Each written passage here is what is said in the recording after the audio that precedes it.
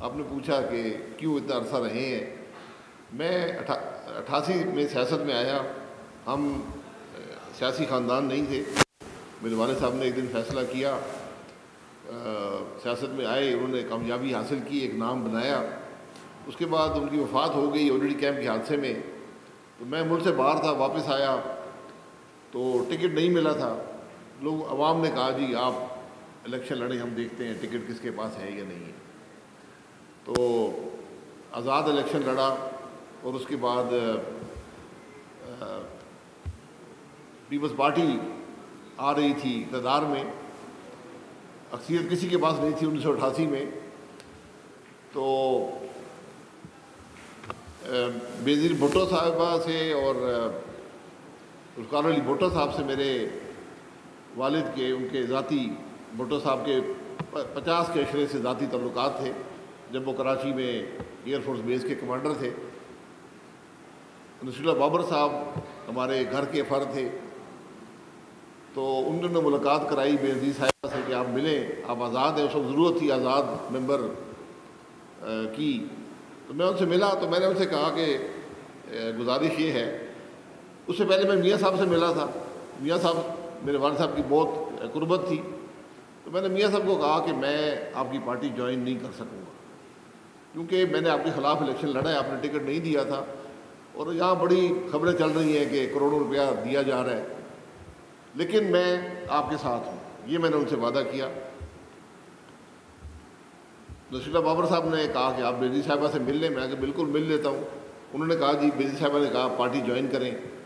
تو میں نے کہا جی میں آپ کی پارٹی جوائن نہیں کر سکتا کیونکہ ہمارے حلقے کے جو لوگ میرے ساتھ چلے ہیں ان کی یہ خواہش ہے کہ آپ آئی جے آئی کے ساتھ چلیں. لیکن میں نے کہا میں ایک وعدہ آپ سے کر سکتا ہوں. اس وقت 109 کی تعداد پہ پرائم منسٹر بنتا تھا, 109 MNA.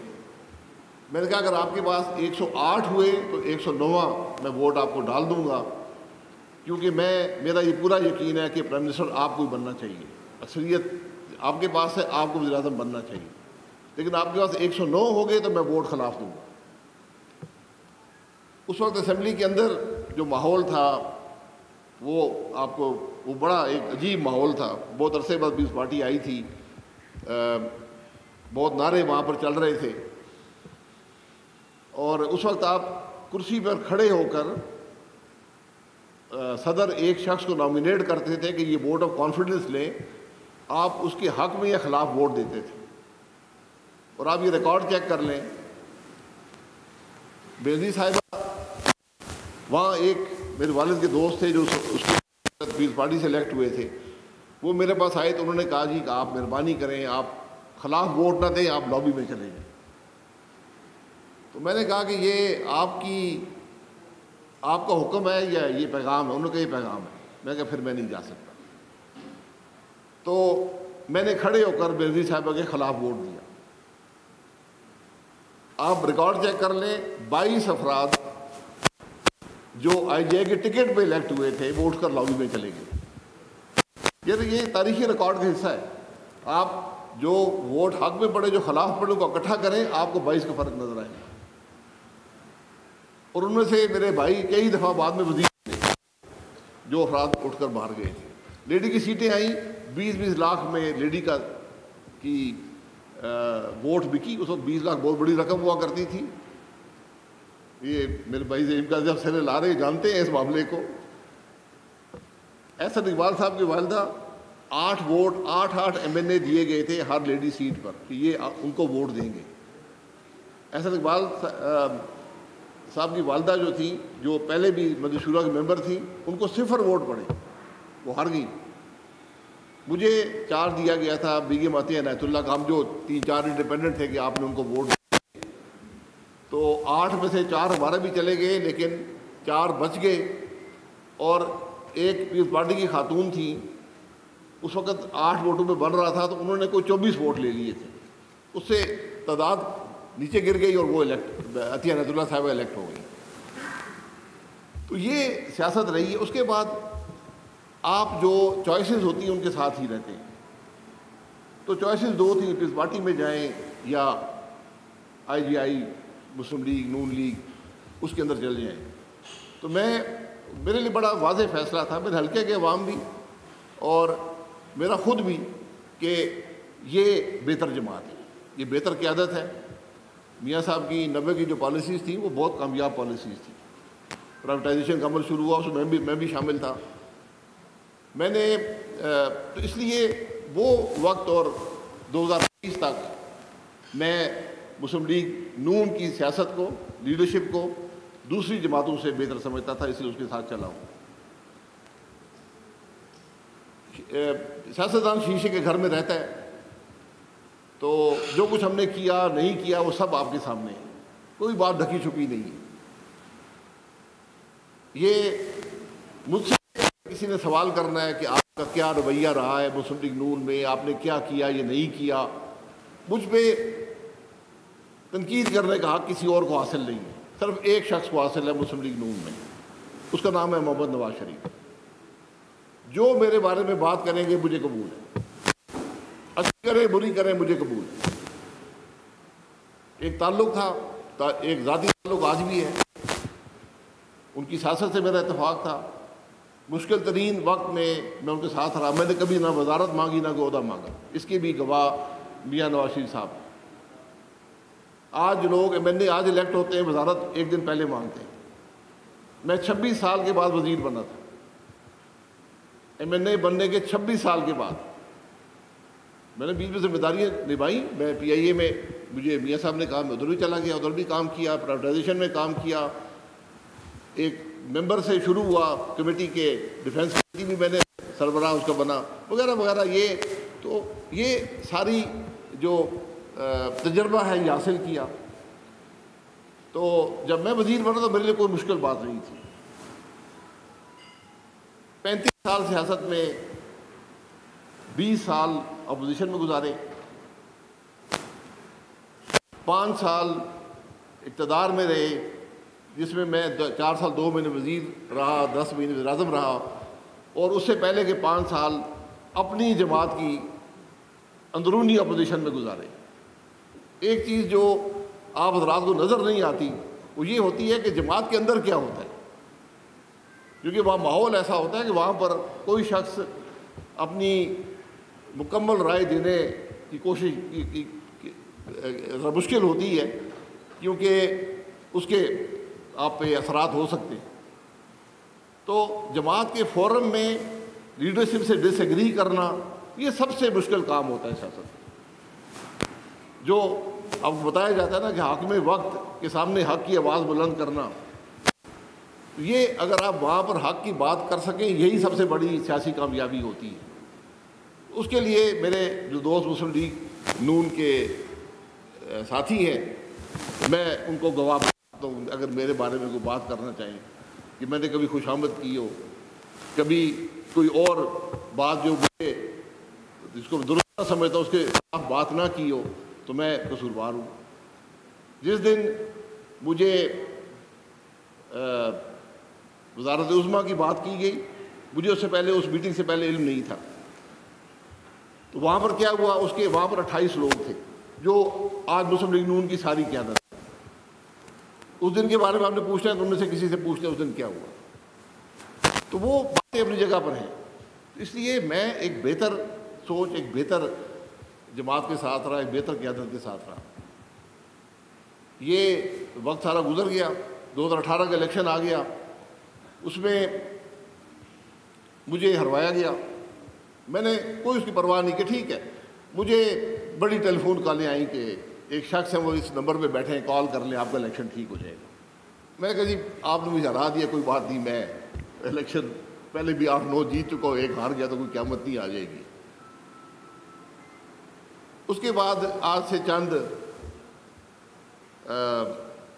مہینے پہلے یا سال ڈیڑھ ہو گیا ہے، ہمارے ایک دوست ہیں، ان کو ایک DSP صاحب ملے شادی میں، وہ ان کے پاس آ گئے، ان کو جنگ سے تعلق تھا۔ انہوں نے کہا جی میں آپ کا بڑا قصوروار ہوں۔ تو ہم نے پوچھا کہ کیا قصور ہوا؟ تو انہوں نے کہا جی کہ میں نے 36,000 ووٹ آپ کے حلقے میں جا کر رات کو ٹھپے لگا کر میں نے آپ کو ہروایا ہے۔ یہ 2018 کا الیکشن ہے۔ وہاں پر میاں صاحب نے مجھے کہا کہ میں الیکشن نہیں لڑنا چاہتا تھا، آپ لاہور سے الیکشن لڑیں۔ میں نے کہا جی آپ کسی اور لاہور کے آدمی کو دیں، کسی اور کو دیں۔ انہوں نے کہا نہیں، یہ جماعت کی اور میری ضرورت ہے، آپ جا کے الیکشن لڑیں۔ بہرحال اس کے بعد عمران خان صاحب کا دور تھا جس میں نہ کوئی اخلاقی قدریں تھیں، نہ جمہوری قدریں تھیں، نہ سیاسی قدریں تھیں، نہ پارلیمانی قدر تھی۔ ایک عجیب ماحول بنا ہوا تھا اسمبلی کے اندر، گالی گلوچ، جو کھڑا ہو وہ چور کے نعرے، اسپیکر صاحب بولنے نہیں دیتے تھے۔ بہرحال ہم نے اس سب کو برداشت کیا۔ میں کم از کم اس بات کی میں بالکل گواہی دے سکتا ہوں کہ میں کبھی بھی نہ اسٹیبلشمنٹ سے رابطہ کیا، نہ مجھے ضرورت ہوئی، اور نہ میں اس کو مناسب سمجھتا ہوں۔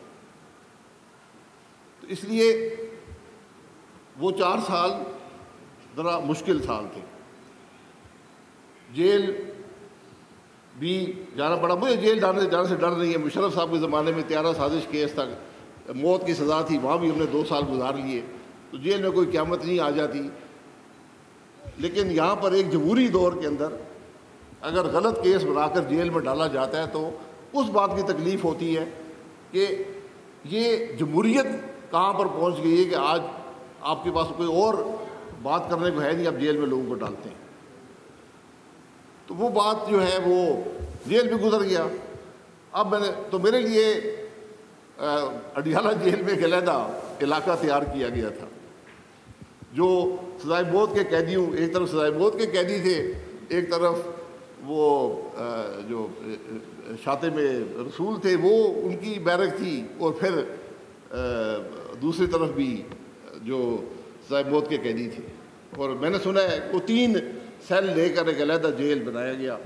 تو میں نے سنا ہے کہ عمران خان صاحب بھی اسی جیل میں آج کل ہیں۔ بعد میں وہاں میرے ساتھ 2 مہینے احسن اقبال صاحب بھی آ کر رہے۔ تو بہرحال یہ وقت گزر جاتے ہیں۔ ہمیں سیاست دی گئی، ووٹ کو عزت دو، اس کے ساتھ ہم چلے۔ ہم نے اس کو قبول کیا، عوام نے قبول کیا۔ میرے قبول ہونے سے بات بنتی نہیں، عوام نے قبول کر لیا۔ جب مسلم لیگ نون اس سے ہٹی، میں نے بڑی کوشش کی۔ مجھے جماعت میں میں نے کبھی جماعت کا عہدہ میرے پاس نہیں تھا، لیکن مجھے میاں صاحب نے کہا جی آپ یہ عہدہ سنبھالیں، پارٹی کو تھوڑا متحرک رکھیں، جس میں نے اور احسن اقبال صاحب جنرل سیکرٹری سے ہم نے کافی محنت کی۔ اور میں نے اس وقت بھی میاں صاحب کو اور مریم بی بی دونوں کو بتا دیا تھا کہ ہمیں نظر آتا ہے کہ جماعت میں ایک جنریشنل چینج آئے گی، تو جب یہ چینج آئی تو پھر میں اس کا حصہ نہیں رہ سکوں گا، اس عہدے پر نہیں رہ سکوں گا۔ تو جب وہ تبدیلی آئی میں نے اس دن استعفیٰ عہدے سے دے دیا، اور میں نہ کسی کو پریس کے پاس گیا، میں نے کہا جی یہ میرا آپ سے وعدہ تھا، یہ آج آپ نے تبدیلی کر دی ہے، تو میں اس عہدے پہ، پارٹی کے عہدے پر نہیں رہ سکتا۔ بہرحال جماعت کے ساتھ میں تھا۔ میں نے 2022 کی حکومت جوائن نہیں کی کیونکہ میں اس کو مناسب نہیں سمجھتا تھا، لیکن میں نے کہا میں آپ کو کام کر کے دے دیا کروں گا۔ بہرحال ہم جب ہٹے اپنے راستے سے تو میں نے بڑی کوشش کی کہ اس بات کو سمجھایا جائے جو پارٹی کی لیڈرشپ ہے، لیکن بہرحال انہوں نے دوسرا راستہ اختیار کیا۔ تو میں نے تقریباً 1 سال پہلے ہی میاں صاحب کو بول دیا تھا کہ میں الیکشن نہیں لڑ سکوں گا۔ یہ 2023 کے مارچ اپریل کی بات ہے، تو میں نے کہہ دیا کہ میں الیکشن نہیں لڑ سکوں گا۔ جب آپ یہ کہہ دیں کہ الیکشن نہیں لڑوں گا، اس کا مطلب یہی ہوتا ہے کہ میرا چلنا ذرا مشکل ہو گیا آپ کے ساتھ۔ تو میاں صاحب سے ذاتی تعلق آج بھی ہے، ایک لمبا تعلق ہے، ایک رشتہ ہے۔ میں اس بات کی گواہی دے سکتا ہوں کہ مجھے انہوں نے کبھی کرپشن کے لیے نہیں کہا۔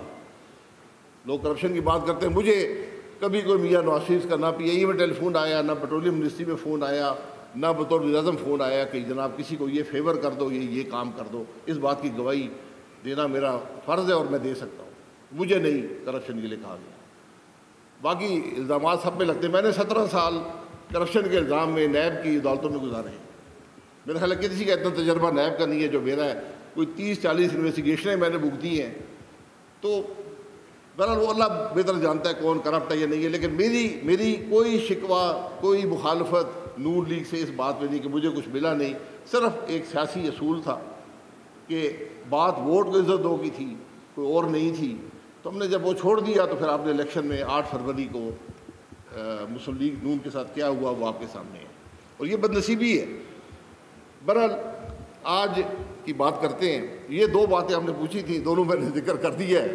تو ہم نے اب اس کے بعد میں یہ محسوس کرتا ہوں، ہمارے بہت سے اور دوست ہیں جو محسوس کرتے ہیں کہ اس وقت ملک کو ضرورت ہے ایک بہتر سیاست کی۔ کچھ لوگ ہوں جو صلاحیت بھی رکھتے ہوں، جو تجربہ بھی رکھتے ہوں، جو حق کی بات بھی کر سکیں، جو راستہ بھی دکھا سکیں۔ کے پی کے اندر کیا کوئی خبریں میں نے ٹی وی پر نہیں دیکھی، لیکن سوشل میڈیا پہ ساری چل رہی ہیں کہ لکی مروت میں کیا ہوا ہے۔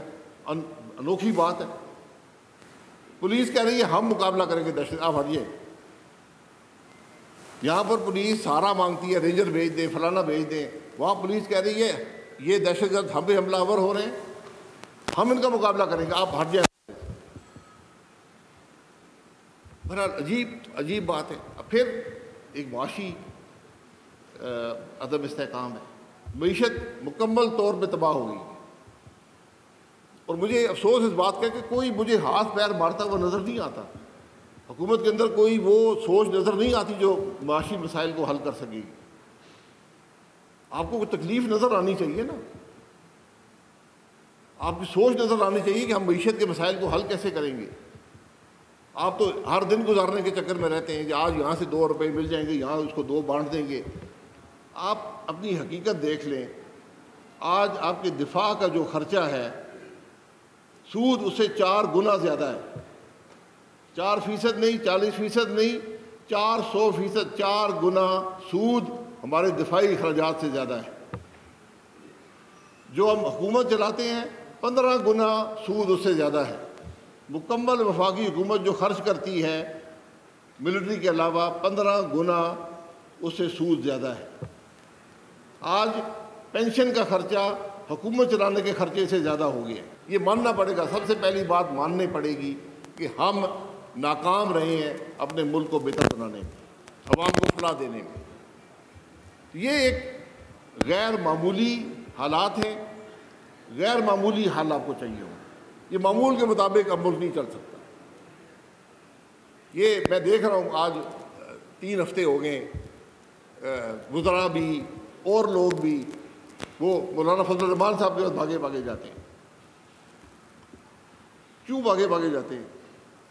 آپ حصہ لے لیں حکومت کے اندر، ہمیں ووٹ دے دیں۔ ووٹ کس بات کے لیے؟ عوام کی فلاح کے لیے نہیں، ججوں کی عمر بڑھانے کے لیے۔ آج تیسرا ہفتہ ہے، پوری ملک کی حکومت صرف ایک کام کر رہی ہے کہ ججوں کی عمر کیسے بڑھائی جائے۔ کیا آج پاکستان کا مسئلہ ججوں کی عمر بڑھانے میں ہے؟ مجھے بتائیں نا، مجھے کوئی آدمی نہیں ملا جسے کہا کہ جی جج بڑا پاکستان کے لیے ضروری ہے، ان کی عمر 68 سال ریٹائرمنٹ ہونی چاہیے۔ تو میں کہتا ہوں 68 کیوں، ان کو تاحیات بنا دیں، مسئلہ ہی ختم ہو جائے، بنا دیں تاحیات۔ آج اس ملک کے چیف جسٹس جو لیڈر ہوتا ہے جوڈیشری کا، اس کے پاس 2 راستے ہیں، یا 3 سال نوکری ملے گی یا عزت ملے گی۔ یہ فیصلہ انہوں نے کرنا ہے، عزت چاہیے یا نوکری چاہیے۔ یہ ملک اس طرح نہیں چل سکتا۔ یہ جب آئین بنتے ہیں یہ بڑی سوچ سمجھ کر بنتے ہیں کہ کیوں یہ عمر 65 سال رکھی گئی تھی، کیوں ہائی کورٹ کی 60 سال رکھی گئی تھی۔ آپ نے تبدیل کرنا ہے، بالکل یہ آپ کا حق ہے، لیکن ایک دن میں نہیں ہوگا۔ پبلک ڈیبیٹ میں اس ایشو کو لائیں، 4-6 مہینے پبلک ڈیبیٹ ہو، اوپینینز آئیں اخباروں میں، میڈیا پر آئیں، لوگ بحث کریں، پھر پارلیمان میں بحث ہو، پھر جا آئین تبدیل ہوتے ہیں۔ آئین تبدیل کرتے ہیں، جمعے کی نماز سے پہلے ایک ہاؤس پاس کرتا ہے، جمعے کی نماز میں دوسرا پاس کر دیتا ہے۔ نہ بحث ہوتی۔ 18ویں ترمیم میں کیوں خرابیاں رہ گئی؟ کیونکہ نہ پارلیمانی پارٹی میں لائے، نہ آپ لوگوں کے پاس لے کر گئے۔ بہت اچھی ترمیم ہے لیکن بہت سی خامیاں رہ گئیں۔ ابھی آپ کے سامنے 2 قانون بنے ہیں پچھلے ہفتہ 10 دن میں، بلکہ ایک ہفتے کے اندر، ایک 6 تاریخ کو، ایک 9 تاریخ کو۔ ایک ہے کہ پبلک اسمبلی اینڈ پیس پتہ نہیں کیا بل، وہ پورا بل ایک جلسے کو روکنے کے لیے بنایا گیا۔ یار ایک سیاسی جماعت دارالحکومت جلسہ کر رہی ہے شہر سے 10-15 میل باہر ایک گاؤں کے اندر، آپ نے پورا بل بنا دیا کہ جلسہ کیسے روکا جائے، جلسے کو کیسے کنٹرول کیا۔ جلسے یہ فلم کی طرح ہوتا ہے کہ 9 کا شو ہوگا، 9 سے 12 کا شو ہوگا، کہ اب جلسے اس طرح ہوا کریں گے پاکستان میں؟ یہ کون سی سوچ؟ آپ ذرا وہ بل پڑھے. میں نے 5-6 MNA سے پوچھا, میں نے کہا وہ بل پڑھا تھا جب پاس کیا ہے؟ کہتے نہیں جو بس آیا تھا تو نہ کمیٹی میں گیا نہ بحث ہوئی, پاس ہو گیا دونوں ہاؤس میں. ایک ہاؤس میں مسلم لیگ کو لے کر گئی, ایک ہاؤس میں پیپلز پارٹی لے کر گئی. اور اس سے کیا ہوا, اس بل کا جو مزے کی بات یہ ہے کہ جو اپوزیشن تھی وہ بھی ایک لفظ نہیں بولی. بھئی اسمبلی میں بات کرتے نا یار کہ بل میں کیا خرابی ہے, باہر نکل کر بات کر لیتے. اس بل کا اطلاق اسی جلسے پر ہوا. جلسہ کرانے کے لیے میں اسلام آباد میں رہتا ہوں, پورا اسلام آباد بند تھا. جلسہ ہو رہا ہے 15 میل باہر, پورا اسلام آباد حکومت نے بند کیا ہوا تھا, نہ آنے کا راستہ تھا نہ جانے کا راستہ تھا.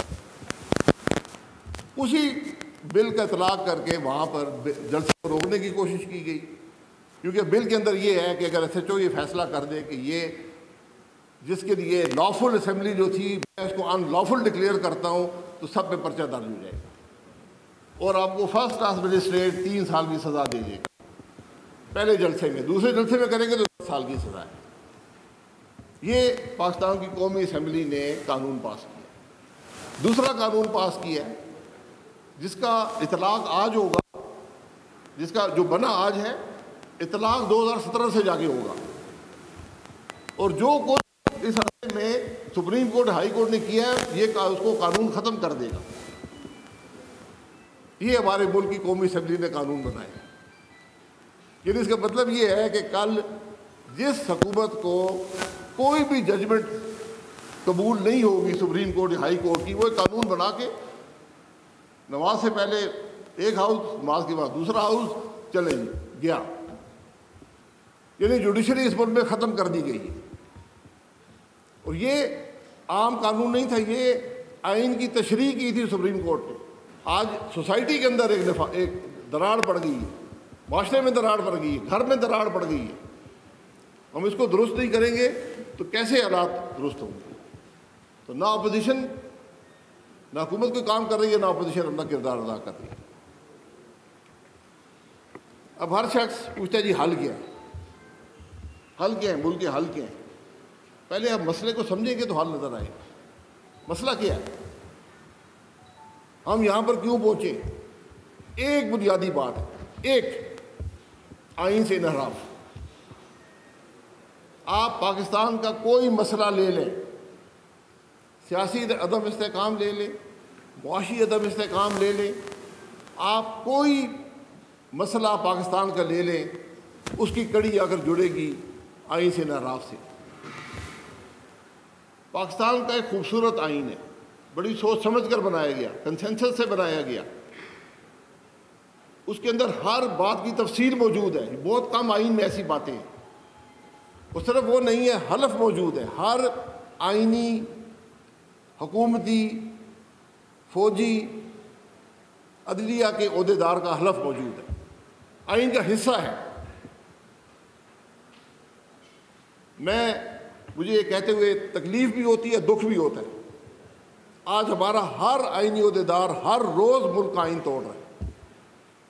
پھر کہتے ہیں ملک کیسے چلے گا؟ ملک نہیں چلے گا, اس کو آئین کے مطابق لے کر آئیں. آپ آئین توڑنے کی اجازت آپ کو نہیں ہے, آئین قبول کرنے کی اجازت آپ کو نہیں ہے. یہاں پر ہم یہ سمجھتے ہیں کہ پرائم منسٹر اور چیف منسٹر جو ہیں یہ عقل کل بھی ہیں اور طاقت کل بھی ہیں. جو منہ سے لفظ نکلتا ہے وہ ڈائریکٹیو ہے. پارلیمانی نظام یہ نہیں ہے. پارلیمانی نظام کابینہ چلاتی ہے. پارلیمانی نظام میں ایک پروسیس ہے, فیڈرل گورنمنٹ پالیسی چلتی ہے, پروونشل گورنمنٹ پلاننگ سے چلتی ہے, گورننس دیتی ہے. جس نظام کا حال یہ ہو کہ یہ فلانا افسر بڑا لائق آدمی ہے, اس کو لگا دیں, میں اس کو جانتا ہوں, یہ میرا جب ایسی ہوتا تھا بڑا افسر ہے, یہ ٹھیک کر دے گا, اس طرح نہیں ہوتا. آپ کو نظام درست کرنے ہیں. میں مری کا رہنے والا ہوں, میرے اسکول لاہور سے نہیں چل سکتے, میں آپ کو حقیقت سے بتاتا ہوں. 13 کروڑ کا صوبہ ہے, نہیں چل سکتے. راجن پور کے نہیں چل سکتے, بکر کے نہیں چل سکتے, میاوالی کے نہیں چل سکتے, ہسپتال نہیں چل سکتے. یہاں کوئی اتنی بڑی صلاحیت نہیں ہے کہ اس کو یہ چلا لیں گے. طریقہ کیا ہے؟ آپ ضلع کی سطح پہ جس طرح پاور ڈیوالو ہوئی فیڈرل گورنمنٹ سے پروونشل گورنمنٹ میں, اپنے اختیارات ضلع کی سطح پہ لے کر جائیں. ضلع کی حکومتیں ہوں, صوبے بالکل برقرار رکھیں، کوئی بات نہیں ہے، لیکن ان کو ان کی آبادی کے مطابق پیسے دیے جائیں، وہ اپنے اسکول چلائیں، اپنا اسپتال چلائیں، اپنی پولیس ہو، اپنا نظام ہو انتظامیہ کا۔